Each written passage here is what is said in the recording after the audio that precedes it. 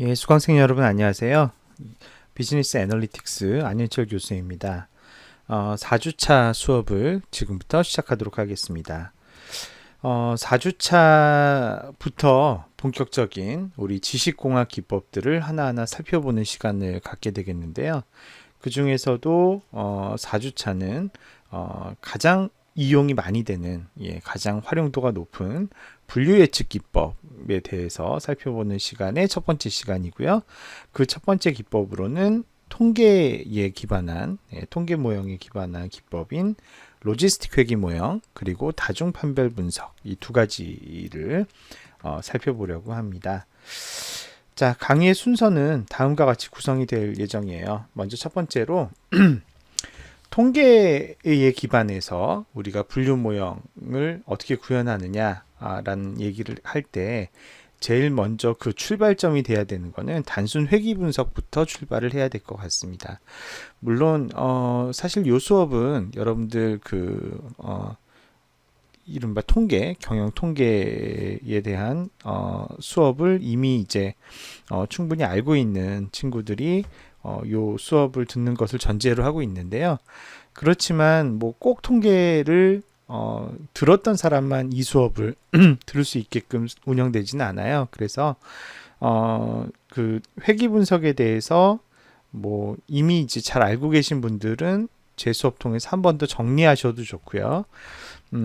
회귀 분석에 대한 개념을 잘 모르시는 분들도 오늘 설명을 통해서 좀 이해하실 수가 있을 것 같습니다. 그래서 지난 시간부터 우리가 통계의 기초부터 쭉 설명하고 있잖아요. 그죠?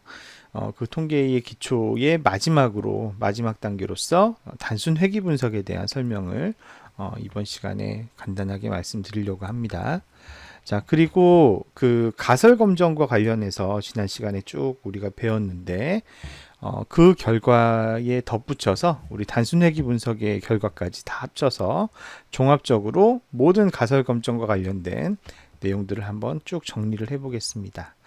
그리고 나서 오늘의 메인 토픽인 로지스틱 회귀 분석, 다중 판별 분석, 이 두 기법의 원리를 배우겠고요. 그 중에서도 특히 좀 더 이제 방점을 찍으려고 하는 부분은 이제 로지스틱 회귀 분석에 좀 더 방점을 찍겠습니다. 오늘은 그리고 이제 이 로지스틱 회귀 분석이 실제로 기업의 의사결정 문제에 활용된 사례를 간단하게 보여드리면서 오늘 수업을 이제 진행을 하는데요. 요 중간중간에 이게 뭐 목차상으로는 이렇게 분리된 것처럼 써 있지만 실제로는 로지스틱 회귀 분석을 진행하는 과정에서 우리가 관련 소프트웨어 시연 SPSS를 이용해서 로지스틱 회귀 분석을 실제 수행하는 거 보여드릴 거고 다중 판별 분석 보여드릴 거고요. 그거에 앞서서 단순 회귀 분석도 간단하게 내용을 보여드릴 예정입니다. 자, 단순 회귀 분석부터 시작을 해보도록 하겠습니다. 회귀 분석이란 무엇이냐? 회귀 분석. 회귀 분석은 여기 나와 있는 것처럼 독립 변수 x와 종속 변수 y 사이의 관계식을 구하는 기법이다. 이렇게 정의할 수 있습니다. 그런데 여기는 그냥 관계식 이렇게 표현을 했지만 조금 더 명확하게 얘기하자면 종속 변수 y와 독립 변수 x 간의 선형 관계식을 구하는 기법, 이것이 회귀 분석이라고 얘기를 할 수가 있어요. 그래서 선형의 관계이기 때문에 종속 변수 y와 독립 변수 x 간의 관계는 선형으로 연결된 관계이기 때문에 x가 한 단위 늘어날 때마다 y는 일정하게 예를 들면 a 단위씩 늘게끔 되어 있죠. 그렇기 때문에 y는 뭐에 비례해요? ax에 비례하게 되어 있고요. 여기에 우리가 흔히 뭐 편이라고도 얘기하고 뭐 절편이라고도 얘기하고 영어로 바이어스라고 하는 그 바이어스 값이 더해져서 이제 종속 변수 y를 예측하는, 즉 y는 ax 플러스 b 형태로 두 변수 사이의 관계식을 구하는 기법을 우리가 회귀 분석이라고 합니다. 여러분 통계에서는 독립 변수란 말, 종속 변수란 말 많이 나오는데 독립 변수는 입력 변수예요. 입력 변수. 그러니까는 내가 최종적으로 예측하려는 변수가 아니라 그 예측하려는 변수를 예측하는데 재료가 될 변수들, 입력이 되는 변수들을 우리가 독립 변수라고 해요. 재료들은 결과물과 관계가 없잖아요. 결과물과는 독립적인 관계 있잖아요. 자기들끼리 독립이고, 그래서 독립 변수라고 불러요. 반면 내가 예측하고자 하는 대상, 뭐 타겟 변수가 될 수 있고 목적 변수가 될 수도 있고 내가 예측하고자 하는 대상이 되는 변수를 우리 통계에서는 종속 변수 이렇게 부릅니다. Dependent Variable 이렇게 부르고요. 잘 생각해 보시면 이 y라고 하는 값은 누구에 의해서 결정이 돼요? 예, 입력 변수 x에 의해서 결정이 되잖아요. x에 종속된 관계에 있는 거죠. 그래서 y를 종속 변수 이렇게 부르죠. y는 ax 플러스 b 이런 형태의 관계식을 구하는 기법이 회귀 분석이고요. 결국 이 회귀 분석에서는 뭐와 뭘 추정해야 되겠어요? 예, a와 b를 추정해야 됩니다. 그죠? y는 ax 플러스 b에 a와 b를 추정하는데 결국 이제 a와 b 각각을 우리가 회귀계수라고 하고 그 다음에 이것이 이제 합쳐진 최종식을 우리가 회귀식이라고 부르게 되죠. 이걸 통해서 검정도 할 수가 있는데요. 각각의 x가 통계적으로 유의하게 y에 영향을 미치는지 안 미치는지 이런 거, 그리고 이 x라고 하는 이 y는 ax 플러스 b라고 하는 이 관계식의 모형이 이 y의 변화를 어느 정도 몇 %나 설명하는지 이런 것을 나타내는 R 스퀘어라고 하는 모형의 적합성 같은 지표들이 있습니다. 이거는 이제 뒤에 설명을 좀 드리겠습니다. 회귀 분석은 크게 두 가지 종류가 있습니다. 단순 회귀 분석이 있고요. 그 다음에 중회귀 분석 혹은 다중회귀 분석이 있습니다. 자, 심플 리그레션 단순 회귀 분석은 간단해요. 예, 독립변수 x가 딱 하나만 있는 거예요. 하나의 x로 하나의 y를 예측하는. 그래서 예를 들면 어떤 기업이 광고 집행액을 가지고 있는데 그걸 x라고 한다. 보통 광고를 많이 집행하면 홍보가 더 잘 돼서 매출액이 높아질 거 아니에요. 그래서 광고 집행액 x로 그 기업의 매출액 y를 예측하고자 한다. 이러면 y는 ax 플러스 b 이런 형태로 예측할 수 있을 텐데 이런 사례가 이제 단순 회귀 분석의 사례입니다. 왜냐하면 x가 광고 집행액이라는 변수 하나밖에 없으니까요. 그런데 예를 들면 하나가 아니라 x가 여러 개인 경우들이 많이 있겠죠. 예를 들면 어린이의 연령이 몇 살인가, 예, 플러스 그 어린이가 하루 평균 얼마나 학습을 하느냐, 이 두 개를 가지고 그 어린이의 성적을 예측하는 그런 어떤 모형이라고 한다면 여기서는 독립변수가 한 개가 아니라 연령과 하루 평균 학습 시간이라는 두 개의 독립변수를 갖게 되죠. 이처럼 독립변수가 두 개 이상인 회귀 모형을 우리는 중회귀 분석이라고 합니다. 중회귀 분석은 단순 회귀 분석보다 조금 더 고려해야 될 점들이 많아요. 예를 들면 가정도 좀 더 많이 있고요. 독립변수들 간에는 서로 이제 뭐 독립이라는 가정이 일단 기본적으로 들어가게 되고 뭐 기타 등등 중회귀 분석에서는 좀 더 고려할 것들이 많은데 오늘 우리가 이제 관심 갖는 핵심은 회귀 분석 그 자체지 뭐 회귀 분석을 깊이 있게 배우려고 하는 건 아니에요. 회귀 분석의 기본 원리를 이해하신 상태에서 로지스틱 회귀 분석으로 자연스럽게 넘어가는 걸 목표로 합니다. 그래서 우리 이 수업에서는 가장 기본적이고 가장 단순한 단순 회귀 분석을 중심으로 살펴보려고 합니다. 자, 이 단순 회귀 분석을 가지고 회귀 분석의 원리를 좀 간단하게 설명드려 보겠습니다. 어떤 학교가 있습니다. 예, 보통 이제 우리가 수업 시간에 여러분들 저와 함께 강의실 안에 들어와 있다라고 한번 가정을 해볼게요. 자, 지금 여러분들 강의실에 있는 겁니다. 예, 저는 교수로 앞에 서 있고 우리가 다 이제 강의실 안에 있는데 근데 여러분들에게 제가 아주 간단한 설문조사를 한 거예요. 자, 어떤 설문조사 했냐면 자, 여러분들의 키가 몇 센치인지 알려주세요. 이렇게 물어봤고요. 동시에 여러분들 아버지의 키는 어떻게 되시는지 좀 알려주세요. 이렇게 물어봤어요. 근데 여러분 지금까지 살아온 과정 이렇게 보면 그 친구들과 친구들 아버지 이제 많이들 만나보셨을 거 아니에요. 키를 볼 때 어떤 것 같아요? 키는 유전적인 그런 이 그 대물림 현상이 있는 것 같아요, 없는 것 같아요. 예. 제 경험으로는 확실하게 있습니다. 예. 아무래도 아버지나 뭐 어머니가 키가 큰 친구들은 자식 세대도 굉장히 키가 크고요. 예.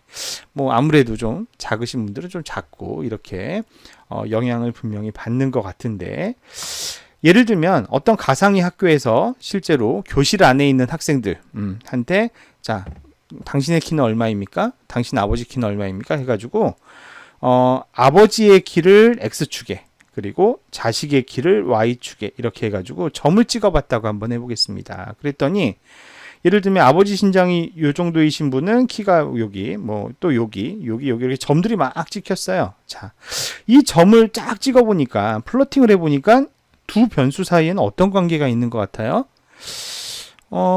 아버지의 키가 크면 클수록 자식의 키도 비례해서 커지는, 예, 일종의 양의 상관관계가 있는 것 같죠. 그죠? 그러니까 즉 y는 ax 플러스 b라고 한다면 a는 0보다 큰, 예, 양의 상관관계가 있는 것 같아요. 그런데 일단 그 정도의 방향성만 우리가 알 수 있지, 어떻게 선을 그어야 가장 이 관계를 잘 설명할 수 있을까? 이거에 대한 답 찾을 수 있을까요? 예를 들면 이렇게 선을 그을 수도 있고, 이렇게 선을 그을 수도 있고, 저렇게 선을 그을 수도 있고, 이렇게 선을 그을 수도 있고, 이 패턴을 최대한 비슷하게 나타내는 선으로는 여기 나와 있는 수많은 파란 선들 다 후보가 될 수 있을 거예요. 이 중에 어떻게 선을 그어야지 가장 최선이 될까? 이걸 찾아야 우리가 뭘 알 수가 있어요. 최적의 기울기 플러스 절편 b는 뭐죠? 절편 b는 쭉 가서 x가 0일 때 y의 값, 그죠? y는 ax 플러스 b면 b는 뭐예요? x가 0일 때 y의 값이 b잖아요. 그렇기 때문에 아버지의 신장이 0일 때 y가 만나는 요 각각이 만나는 값이 b일 거예요. 기울기 a와 만나는 절편 b를 알면 어떤 선이 최적인지를 알 수가 있는 거고, 우리가 회귀 분석의 목적이 a와 b를 찾는 거라고 했잖아요. 그러니까 이제 거기 그 문제 제기를 하는 겁니다. 자, 이런 패턴들이 있는데 어떻게 a와 b를 정해야 가장 최적이 될까? 좀 어렵습니다. 자, 요거를 해결하기 위해서 자, 요렇게 접근을 해 볼게요. 지금 이런 상황을 가정해 봅시다. 새로 전학생이 왔어요. 예, 대학교 강의실에 전학생이 왔다니까 좀, 예, 안 어울리죠. 예, 뭐 그렇다 칩시다. 예, 일단 그렇게 좀 쳐주세요. 지금 우리 교실에 문이 닫혀 있죠. 문도 닫혀 있고 지금 열심히 수업 중인데 지금 바깥에 전학생이 한 명 막 지금 들어오려고 서 있어요.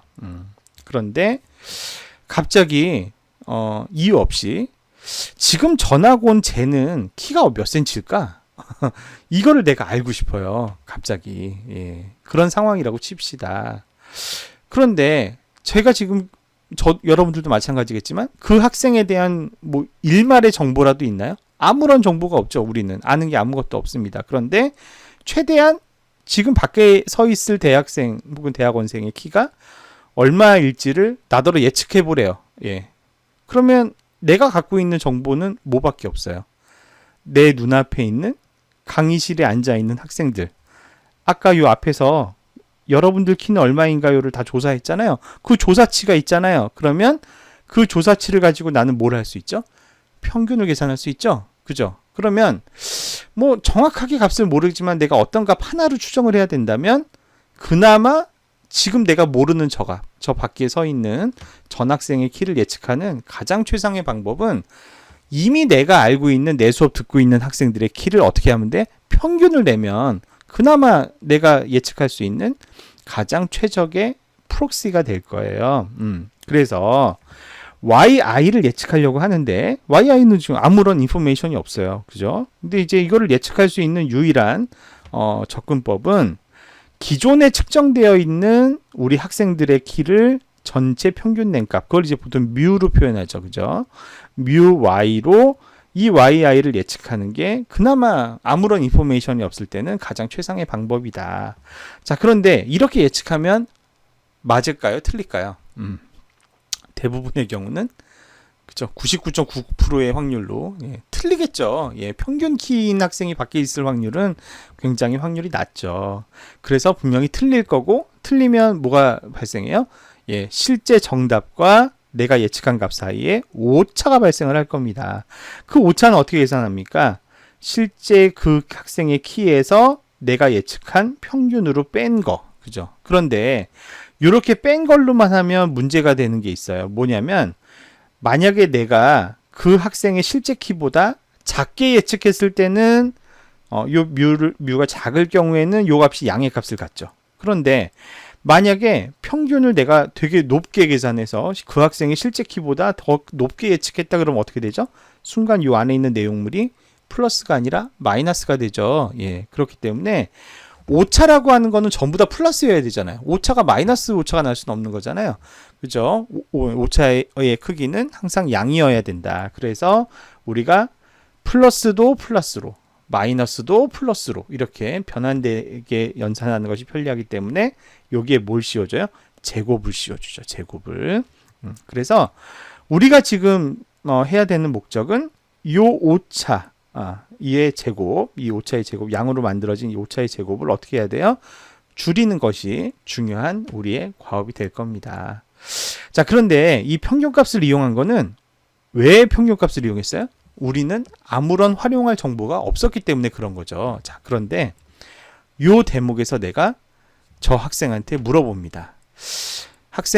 전 학생, 내 목소리 들리죠? 예, 그렇게 하면서, 학생 아버지 키가 몇 센치예요? 이걸 이제 물어봐요. 그러면 그 학생 얘기해 줄 수 있잖아요. 예, 우리 아버지 키는 몇 센치인데요? 자, 그것까지 들은 상태에서 이제 그 전 학생의 키를 예측하려는 상황이 됐다 칩시다. 자, 아까는 아무런 인포메이션이 없었기 때문에 내가 쓸 수 있는 최상의 대용치인 평균, y의 평균으로 예측을 했었어요. 그런데 이제는 상황이 약간 다르죠. 이젠 뭘 알아요? 평균만 알고 있는 게 아니라 저 전 학생의 아버지의 키도 알고 있어요. 자, 그러면 만약에 내가 아까 그 우리 학생들의 키의 패턴으로 최적의 A와 B를 알고 있다고 했을 때 그때 AX 플러스 B라고 하는 관계식으로 우리가 이 관계식을 찾았다고 한다면 이 관계식의 A와 B를 우리가 알고 있다면 이제는 더 이상 평균으로 예측하진 않을 거예요. 왜 그렇죠? 아버지의 키를 아니까 이 X에다가 그 학생 아버지 키를 대입하면 AX 플러스 B를 통해서 뭘 예측할 수 있어요?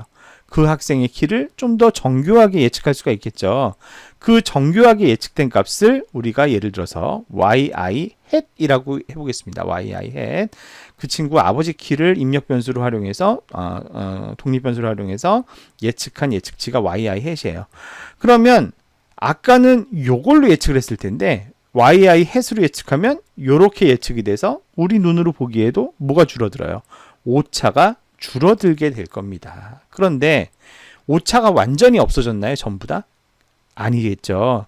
이거 역시 비록 아버지의 키라는 추가 정보를 활용하기는 했으나 완전히 에러를 줄이지는 못할 가능성이 높죠. 그러면 여전히 극복되지 않는 에러가 요만큼 발생하게 되죠. 요만큼.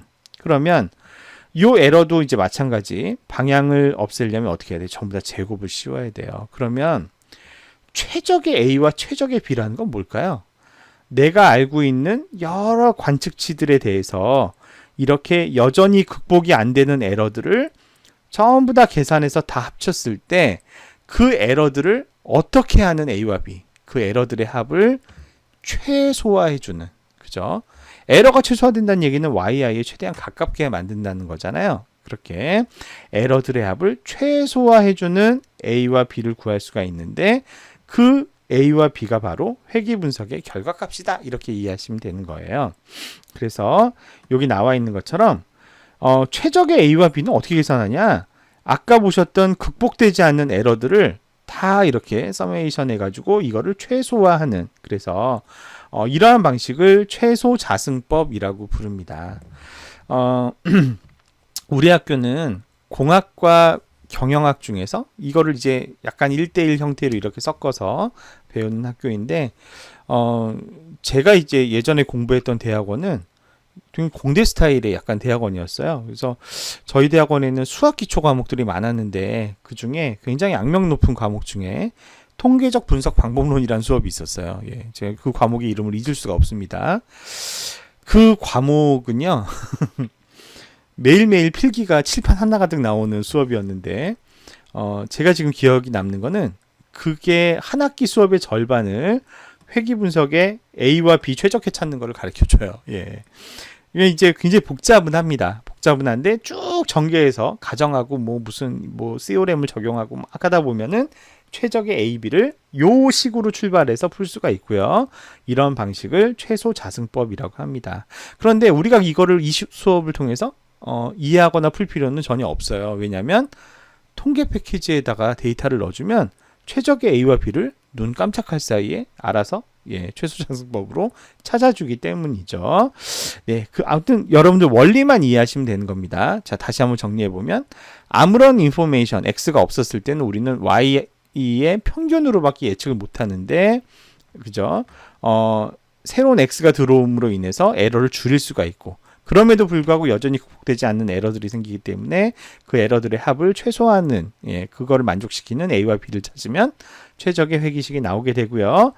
자, 그래서 모형의 설명력이라는 건 뭐냐? 모형의 설명력이라고 하는 거는 만약에 우리가 모형이 없었으면 우리가 감당했어야 될 모든 에러의 합은 요거죠, 요걸 이제 sum of squares total이라고 해서 SS total이라고 하는데, 이거 평균으로 예측을 할 수밖에 없잖아요. 그때는 평균으로 예측하면 우리가 감당해야 되는 오차의 합이 이만큼이었을 거라는 거죠. 그런데 모형을 도입을 하니까 어떻게 됩니까? 그 에러가 여전히 극복되지 않는 에러 빼고는 나머지는 극복이 된단 말이에요. 그러면 모형의 설명력이라는 건 뭐냐? SST, 원래 감내했어야 될 전체 에러들 중에서 뭘 빼는 거예요? 여전히 모형을 썼음에도 불구하고 극복되지 않는 에러를 뺀 나머지, 이게 뭐예요? 모형에 의해서 줄어든 오차, 그죠? 모형에 의해서 설명된 별량, 요게 바로 이 분자에 해당되는 부분이 돼요. 그래서 전체 에러 중에 모형에 의해서 설명된, 모형에 의해서 줄어든 에러의 비율을 우리가 뭐라고 부른다? R 스퀘어다, 이렇게 부르고요. 요 R 스퀘어 값이 높으면 높을수록 회기분석식의 이 회기식의 설명력이 높다, 이렇게 해석을 합니다. 보통 사회과학 연구에서는 뭐 한 70% 80% 이 정도의 R스퀘어가 나오면 X가 Y를 충분히 잘 설명한다, 이렇게 우리가 이야기할 수 있게 되고요. 그래서 R스퀘어 의미는 이런 의미를 갖고 있다. R스퀘어가 높을수록 X가 Y를 잘 설명하는 거다, 이렇게 이해하실 수가 있겠습니다. 자, 그러면 실제 SPSS를 이용을 해서 간단하게 실습을 한번 해보겠습니다. 자, 이거는 이제 어떤 가상의 사례입니다. 고려 주식회사가 매 해마다 어떤 해에는 뭐 광고액을 얼마를 집행해 봤더니 매출액이 얼마 나왔고, 또 뭐 광고액을 얼마 집행했더니 매출액, 이런 이제 내용 담고 있는 데이터인데요.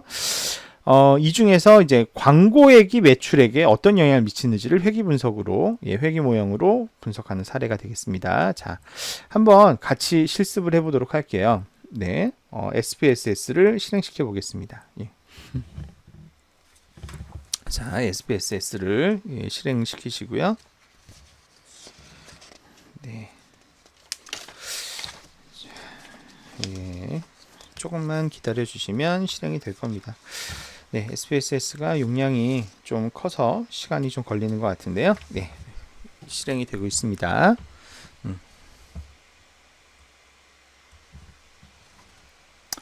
자, 네, 시작이 됐죠. 자, 닫기 누르고요. 요 실습을 위한 데이터는 제가 강의 노트 올릴 때 WK04라고 하는 압축 파일을 여러분들에게 같이 공유했을 겁니다. 그 압축 파일을 열어보시게 되면 REG, 죄송합니다. reg.sav라고 하는 SPSS에서 이제 호출 가능한 파일이 있습니다. 그 파일을 열어서 같이 실습을 해보도록 할게요. 자, 어디에 있냐면, 네, 데스크탑에 WK04. 여러분들 이제 압축을 풀어 놓으세요. 저는 바탕화면 밑에 풀어놨기 때문에 일로 들어온 겁니다. 자, 여기에 이 reg.sav 이 파일을 열기, 이렇게 해보겠습니다. 자, 그러면 요거 이제 변수 보기 모드로 해서 이렇게 변수를 설명하는데, 고려 주식회사의 사례이죠. X1은 광고액, X2는 근무 연수, 뭐 X3는 뭐 1일 문의 전화, Y는 매출액, 이런데요. 다른 변수 다 무시하시고 광고액과 매출액 사이의 관계를 보려고 하는 겁니다. 보시게 되면, 자, 광고액이 이렇게 나오고요. 매출액이 이렇게 나옵니다. 참고로 단위는 억원입니다. 억원. 네, 그러니까 이 회사가 광고액을 25억을 집행한 해에는 매출이 89억이 나왔고요. 30억을 집행한 해에는 95억이 나왔고요. 32억을 집행했을 때에는 100억이 나왔고요. 이런 식으로 이제 추세를 보인다는 거예요. 그러면 X1으로 Y를 얼마나 잘 예측할 수 있을까? 요거를 이제 단순 회귀 분석으로 하려고 하는 거죠. 단순 회귀 분석을 할 때는 일단 분석 버튼 누르시고요. 여러 분석들이 있는데 이 중에서 우리는 무슨 분석? 회귀 분석을 하려고 하죠. 그 중에서도 우리는 어떤 회귀 분석?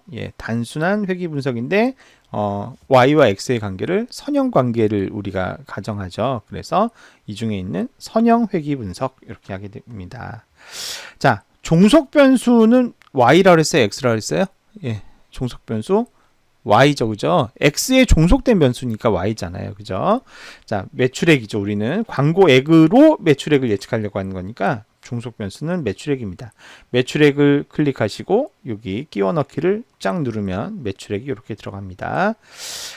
자, 그 다음에 이제 독립 변수를 선택해야 되는데 독립 변수는 우리 하나 단순회귀 분석 x1만 쓰기로 했습니다. 광고액을 여기다 이렇게 넣습니다. 자, 방법은 그냥 입력하시면 됩니다. 이건 이제 전체 통으로 다 집어넣어라. 우리 하나밖에 안 넣기 때문에 매출 광고액을 전체 써서 매출액을 예측해봐라 이러면 되고요.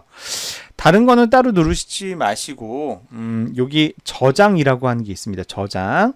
요 저장에 가서 뭘 누르시느냐? 이따가 y는 ax 플러스 b라는 식이 나올 거 아니에요. 그랬을 때 그걸 통해서 예측한 예측값을 표준화하지 말고 비표준화해야지 원래 그 값이 살아있는 형태로 저장이 됩니다. 비표준화 형태의 예측값을 좀 저장해 줄래? 이렇게 하고 계속 누릅니다. 자, 이렇게 한 다음에 확인을 누르시면 회귀 분석이 수행이 됩니다. 자, 실행시켜 보겠습니다. 확인. 자, 그러면 뭐 워낙 간단한 문제여서 순식간에 결과값이 나옵니다. 자, 위에서부터 하나하나 해석해 보겠습니다. 자, 입력된 변수, 즉 x는 뭐예요? 광고액이죠. 이걸 가지고 종속 변수 매출액을 예측하려고 한 거죠. 자, 그랬더니 모형의 여약 우리가 r제곱 수정된 r제곱 이런 게 나옵니다. 이 중에서 이제 우리가 주로 해석하는 거는 r제곱이죠. 그죠? 모형의 설명력 r². 자, r²가 0.712 이렇게 나왔어요. 그 얘기는 광고액이라는 변수가 매출액의 변화를 몇 퍼센트 설명해 준다? 72.2%나 설명을 해준다. 그러니까 설명력이 굉장히 높게 나타난 것이죠. 이 정도면 굉장히 높게 나타난 것입니다. 자, 그 옆에 수정된 r제곱이라는 값이 나오는데요. 이 수정된 r제곱은 언제 쓰는 거냐면 단순 회귀 분석에서는 쓰지 않아요. 이거는 중회귀 분석에서 왜 중회귀 분석은 수정된 r제곱을 써야 되냐면 이 r²라는 지수에 좀 안 좋은 한계점이 하나 있어요. 그게 뭐냐면 x를 하나 썼을 때보다 x1, x2를 두 개 쓰면은 그 다음에 그 x1, x2 두 개 쓸 때보다 x1, x2, x3를 세 개 쓸 때 무조건 r²는 계속 높아지게 돼 있어요. 즉 입력 변수를 많이 때려 넣으면 r² 값은 무조건 높아지게 돼 있다는 거죠. 조금 쓸 때보다. 그러면 그냥 변수를 많이 떼어놓으면은 무조건 좋은 모델이 되잖아요. 그런데 변수를 많이 넣어서 r²가 높아진다고 해서 그 모델이 좋아지는 건 아니에요. 좋은 모델은 우리가 영어로 parsimonious라고 해요. 간결한 모델이 좋은 모델이에요. 적은 변수로도 잘 설명하는 모델, 그게 훨씬 더 안정적이고 좋은 변수이죠. 그래서 수정된 r²는 산식을 보면 변수의 개수가 많아지면 많아질수록, 입력 변수의 개수가 많아지면 많아질수록 요 값에 페널티를 주게 돼 있어요. 그래서 다중회귀 분석, 중회귀 분석을 할 때에는 r제곱 대신 변수의 개수에 따라서 페널티가 매겨진 수정된 r제곱을 기준으로 하는 것이 더 효과적이다라는 것도 뭐 이 수업과 직접적인 관련이 있는 건 아니지만 참고하시면 좋겠어요.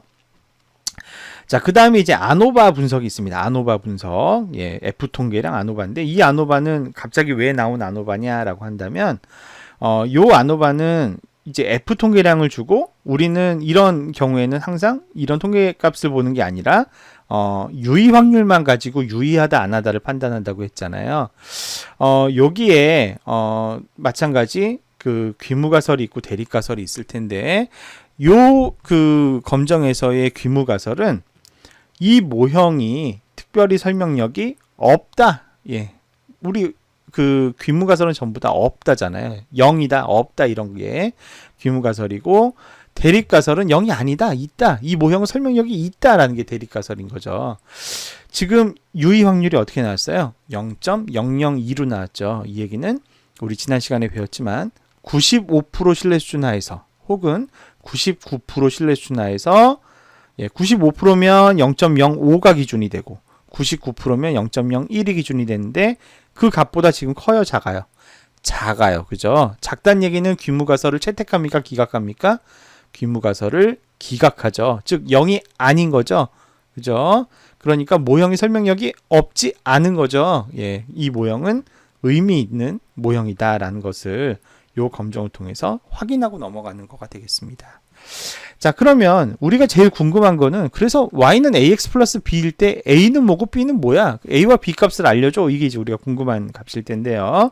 자, 그 값이 바로 나와 있는 게 여기 나와 있는 개수가 됩니다. 이 개수 중에서도 뭘 보시면 되냐면 여기 비표준화 개수의 b를 보시면 그 값이 나옵니다. 그래서 상수라고 하는 게 ax 플러스 b에 해당되는 거예요. 바이어스, 편의에 해당되는 거죠. 56.754가 나왔네요. 56.754. 그리고 광고액 앞에 붙어 있는 A, 그죠? 그 개수 A는 얼마? 1.310이 나왔어요. 즉, 매출액 Y 이퀄 광고액 X 곱하기 몇? 1.310 더하기 56.754억 원. 이렇게 관계식이 나오게 되는 거고요. 광고액 앞에 보시면 유의 확률이 얼마가 나왔어요? 0.002가 나왔어요. T 통계량이 나와 있고 유의 확률이 나와 있는데 이 유의 확률은 뭐냐? 광고액이라고 하는 입력 변수 X가 독립 변수 X가 종속 변수 Y와 통계적으로 유의한 관계가 있느냐 없느냐, 얼마나 매출액의 변화를 광고액의 변화가 잘 설명하느냐, 그거에 대한 검정 결과예요. 물론 이것도 마찬가지. 귀무가설은 둘 사이에 관계가 있다 없다? 없다가 귀무가설. 그렇지 않다. 둘 사이는 매우 유의하게 얽혀있다라고 하는 게 대립가설인데 0.002는 어때요? 0.05보다도 작은 값이죠. 0.01보다도 훨씬 작은 값이에요. 그 얘기는 95% 혹은 99% 신뢰 수준 하에서 광고액이란 변수가 매출액이란 변수와 매우 통계적으로 유의한 관계에 있다라고 하는 것을 의미하게 되는 것이죠. 네. 그래서 이제 우리가 요 결과까지도 착 해석을 할 수가 있는 겁니다. 자, 그런데 요게 이제 굉장히 중요한 포인트예요. 여기서 이제 두 가지만 더 강조하자면, 자, 그러면 요걸 보면 저의 이런 질문에 대해서 여러분 답하실 수 있어야 돼요. 자, 요 관계식을 보면 광고액을 1억 원 증가시킬 때 매출액은 평균 얼마씩 증가하는 거예요?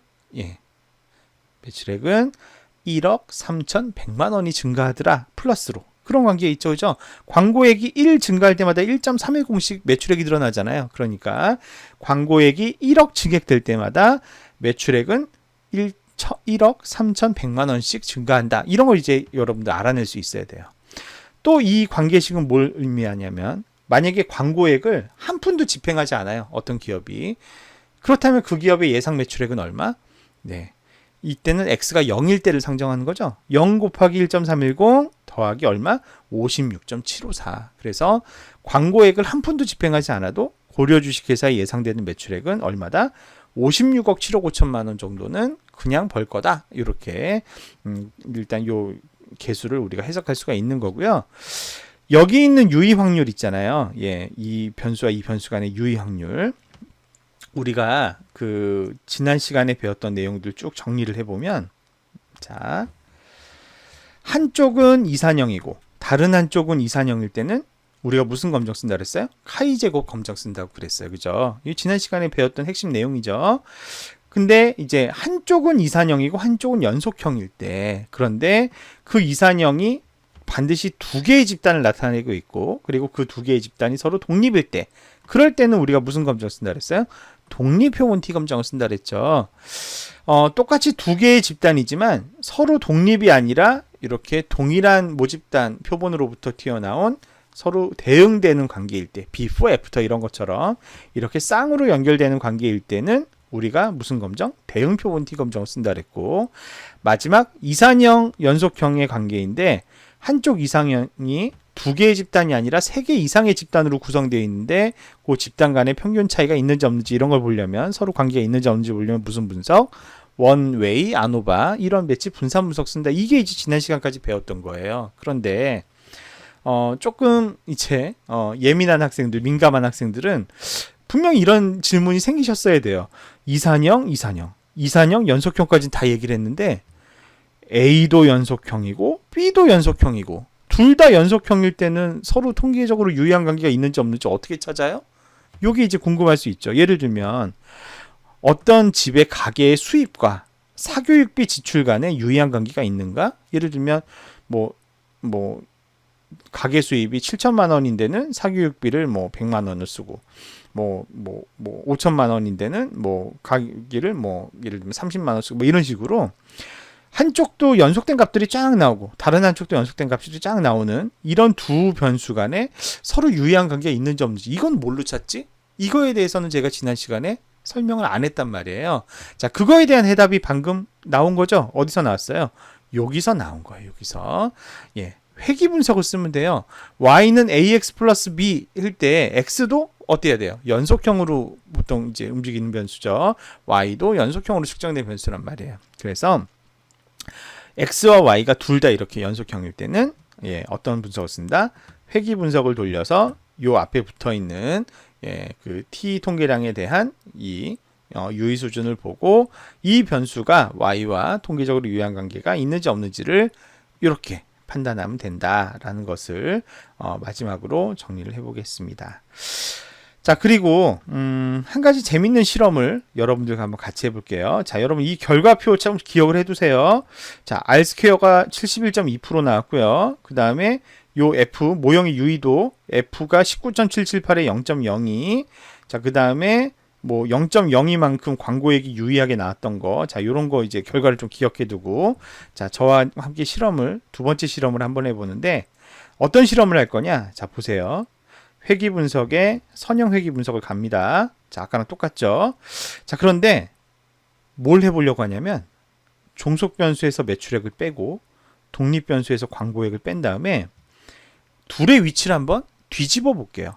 광고액을 종속 변수라고 하고, 매출액을 독립변수라고 해볼게요. 즉 매출액이 많아질수록 광고를 많이 집행할 거다 이런 가설을 세운 거예요. 매출액이 많으면 광고를 더 많이 집행하지 않겠어? 이렇게 해서 확인을 한번 눌러볼게요. 자, 확인 눌러보면 자 보세요.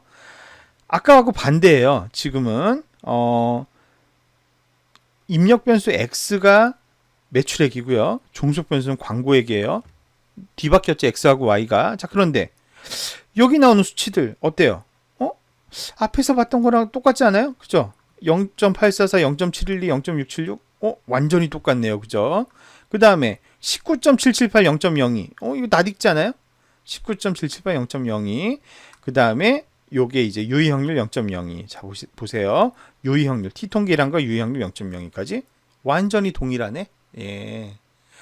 이게 시사하는 바가 뭘까요? 이게 시사하는 바가 이거 굉장히 중요한 점을 시사합니다, 여러분. 네. 자, 이게 시사하는 바가 뭐냐면 많은 학생들이 오해하는 게 한 가지 있어요. 우리가 y는 ax 플러스 b 이 단순회귀 분석으로 분석을 했더니 모형의 설명력도 높고 유의하게 나왔어요. 그러므로 x가 y에 영향을 미친 원인 변수라는 사실이 이 분석 결과 확인되었다라고 주장을 한다면 그 주장은 잘못된 주장이에요. 무슨 얘기냐? 회귀 분석은 x가 원인이고 y가 결과인지 혹은 반대로 y가 원인이고 x가 결과인지에 대해서 알려준다, 못 알려준다? 전혀 알려주지 못해요. 네. 인과관계를 알려주진 않아요. 모든 통계 분석은 x가 원인이어서 y가 나왔는지 y가 원인이어서 x가 나왔는지를 알지 못해요. 그렇기 때문에 x의 자리에다 y를 넣거나 y 자리에 x를 좀 넣으나 결과값이 어때요? 100% 똑같이 나와요. 모든 통계 분석은 인과관계를 알려주진 않아요. 어느 게 원인이 돼서 어떤 결과를 초래했는지는 알려주지 않는다. 그렇다면 인과관계는 누가 찾아야 돼요? 어느 게 원인이고 어느 게 결과인지. 여러 변수들 중에 이 변수가 원인 변수고 저 변수가 결과 변수다. 즉 이 변수는 x로 써먹어야 되고 저 변수는 y로 써야 된다는 거는 누가 결정하는 거예요? 네, 그거는 통계 모형이 찾아주는 게 아니라 사람이 결정하는 거예요. 사람이. 무엇에 의해서? 논리에 의해서. 네, 논리적 사고에 의해서 사람이 결정해야 될 문제다. 이것도 좀 기억을 해두시면 좋겠어요. 제가 아까 깜빡 설명을 안 한 부분이 하나 있는데요. 자, 여기 보시면 PRE 언더바 1이라는 것도 있고 PRE 언더바 2라는 것도 생겼네요. 자, 이 PRE가 뭐냐면 여러분 기억나세요? 제가 아까 분석에 회귀 분석에 선형 회귀 분석할 때 저장이라는 거에다가 비표준화 예측값 저장해 놓으라 그랬잖아요. 그게 뭐냐면 요거예요. 요 열을 새로 생성해라 라고 하는 옵션이었던 거예요. 이게 뭐냐면 아까 처음 만든 모델은 x1을 가지고 y를 예측하는 모델을 만들었잖아요. 그래서 아까 뭐가 나왔어요? 1.310 곱하기 x1 더하기 뭐 56. 뭐 얼마가 나왔죠. 자, 실제 25라는 값을 x1에다 넣었을 때 원래 나왔어야 되는 값은 요 값이지만 이게 정답이지만 모형이 예측한 값은 얼마였겠냐? 이게 궁금하잖아요. 그거를 저장하게끔 한 게 아까 그 옵션이었던 거예요. 모형으로 예측을 하면 89.515 정도가 나온다는 거죠. 보시면 거의 정확하게 예측을 한 거죠. 마찬가지 x1에 30을 넣으면 모형은 96.067 이렇게 예측을 하게 됐는데 실제 값은 95였다. 1 정도의 오차 빼고는 거의 똑같죠. 요것도 마찬가지 이렇게. 그래서 요 이제 결과를 보면 뭐 요런 특별히 튀는 케이스가 가끔 있긴 합니다만 대체로 꽤 예측을 잘했다는 거를 우리가 뭐 확인할 수가 있습니다. PRE2는 Y와 X를 반대로 했을 때니까 이걸 가지고 요걸 예측하게 한 거예요. 그랬더니 28로 예측했고 31로 예측했고 34로 예측했고 그러니까 조금씩 오차가 있지만 역시 마찬가지 비슷한 패턴으로 예측했다라는 것을 알 수가 있겠습니다. 자, 이렇게 해서 우리가 단순회귀 분석에 대한 소개 그리고 그걸 통한 가설검정 정리에 대한 이제 완결 마무리를 지었습니다. 자, 가설검정의 원리는 다시 한번 말씀드리지만 반증법에 의해서 증명한다는 거 요거는 앞에 강의 내용을 좀 참고하시면 되겠습니다. 그래서 여러분들 머릿속에 뭐만 넣느냐 가설검정과 관련된 모든 내용 유의 확률이 떴다 그러면 다 유의 확률 가지고 판단하는 거예요. 그런데 이 유의 확률의 값이 작으면 작을수록 뭘 기각한다? 귀무가설이라는 걸 기각한다. 그런데 이 귀무가설은 뭐예요? 전부 다 차이가 없다. 0이다. 서로 같다. 이런 게 이제 귀무가설이고 그거를 기각시킴으로써 차이가 난다. 다르다. 이걸 보여주는 게 대립가설이다. 요거를 이제 여러분들 머릿속에 기억을 넣으시면 앞에서 나오는 모든 분석들을 다 원만하게 수행하실 수 있다. 이렇게 말씀드릴 수가 있겠습니다. 자, 뒤에 연습 문제들이 조금 나오는데요. 요 연습 문제는 잘 아껴두었다가 우리가 뭐 합니까? 우리 줌으로도 수업을 하지 않습니까? 그 줌 수업 때 여러분들과 함께 자세하게 다뤄보도록 하겠습니다. 그래서 요거는 좀 아껴놨다가 나중에 줌 수업 때 우리 같이 얘기 나누는 걸로 하고요. 일단 첫 번째 동영상 강의는 그러면 여기서 마무리하도록 하겠습니다. 요 두 번째 강의에서 이제 앞에서 배웠던 회귀 분석을 자연스럽게 로지스틱 회귀 분석으로 확장시키는 그러면서 로지스틱 회귀 분석의 원리를 설명드리는 그런 시간으로 진행을 하겠습니다. 1강 동영상 마칩니다. 수고하셨습니다.